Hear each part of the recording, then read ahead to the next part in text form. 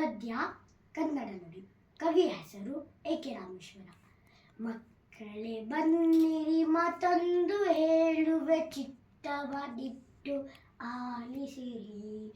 ಕನ್ನಡ ನುಡಿಯಲಿ ಕನ್ನಡ ಗುಡಿಯಲಿ ಹೃದಯದ ಒಲುಮೆಯು ತುಂಬಿಹುದು. ಹಾಲಿನ ತೊರೆಯು ಸಕ್ಕರೆ ಮಳಲು ಜೇನಿನ ಹನಿಯು ಅಲ್ಲಿಹುದು. ಪುಣ್ಯ ಕೋಟಿಯ ಬದುಕಿನ ಚರಿತೆಯು ಜನಪದದಲ್ಲಿ ಮೂಡಿಹುದು.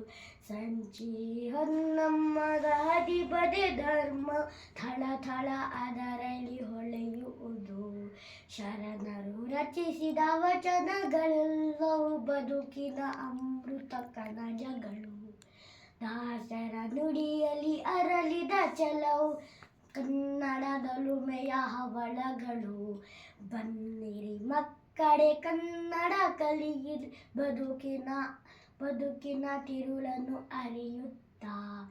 ನನ್ಮಯ ನಾಡಿನ ಪುಣ್ಯದ ಬೀಡಿನ ನನ್ನಿಯ ಕಥೆಯನ್ನು ಬರೆಯುತ್ತಾ. ಧನ್ಯವಾದಗಳು.